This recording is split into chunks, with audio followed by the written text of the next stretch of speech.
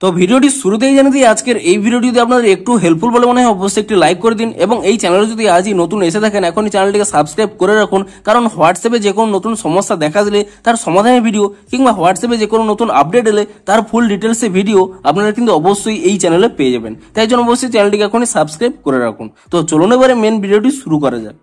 তো আপনারা যদি হোয়াটসঅ্যাপ অ্যাপটিকে নতুন ভার্সনে আপডেট করে থাকেন তাহলে কিন্তু আপনারা এখানে একটি নতুন আপডেট পেয়ে যাবেন। দেখুন, আপনারা যদি এখানে হোয়াটসঅ্যাপ অ্যাপটিকে ওপেন করে নিয়ে আপনারা তারপর এখানে আপডেটস অপশানে ক্লিক করে নেন এবং তারপরে আপনারা যদি এখানে স্ট্যাটাসে চলে আসেন, আপনারা এখানে দেখতে পাবেন আপনারা হয়তো অন্য কারো স্ট্যাটাসটি এখানে ওপেন করছেন, সেটি তারপরে এখানে থ্রি ডটে ক্লিক করছেন, এখানে কিন্তু কোনো ডাউনলোড করার অপশান কিন্তু আপনারা পাচ্ছেন না। কিন্তু আপনারা যদি আপনাদের নিজস্ব স্ট্যাটাস এখানে ওপেন করে নেন এবং নিজস্ব স্ট্যাটাস ওপেন করে নেওয়ার পরে আপনারা যদি এখানে থ্রি ডটে ক্লিক করে নেন তাহলে কিন্তু এখানে একটি নতুন অপশান পেয়ে যাবেন সেভ বলে। এবার হয়তো আপনারা ভাবছেন যে আপনারা নিজেদের ফাইল ম্যানেজার থেকেই যে কোনো ফটো কিংবা ভিডিও আপলোড করেছেন, তো সেগুলি আবার সেভ করার জন্য এখানে অপশন দেওয়া হয়েছে কেন। দেখুন, আপনারা হয়তো কোনো একটি ফটো এখানে স্ট্যাটাসে আপডেট করার সময় আপনারা ধরুন কোনো একটি হয়তো নতুন টেক্সট অ্যাড করেছেন কিংবা কালার অ্যাড করেছেন। দেখুন, আমি প্রথমে ধরুন এখানে দেখুন এই ফটোটি আমি যখন আপডেট করার সময় এখানে দেখুন অনেক কিছু টেক্সট আপডেট করেছি কিংবা এখানে হয়তো অনেক কালার টালারও এখানে চেঞ্জ করেছেন কিংবা অনেক কিছু টেক্সট আপনারা দিয়েছেন, অর্থাৎ আপনারা স্ট্যাটাসটি আপলোড করার সময় আপনার ফটোটিতে অনেক কিছু চেঞ্জ করেছেন।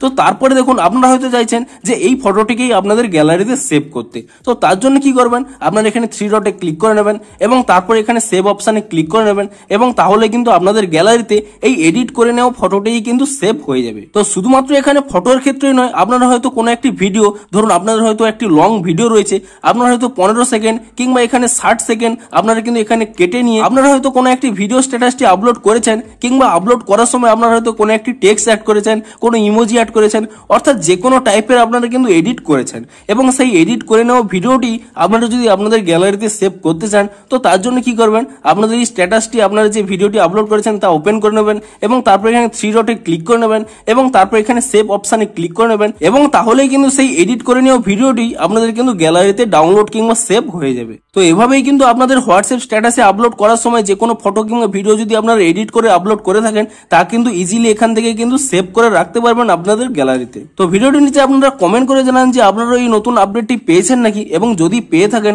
তাহলে আপনাদের কতটি হেল্পফুল হবে তাও কিন্তু অবশ্যই কমেন্ট করে জানান। তো দেখা হচ্ছে আরো কোনো নতুন আপডেটের ফুল ডিটেলসে ভিডিওর সাথে। Thanks for watching.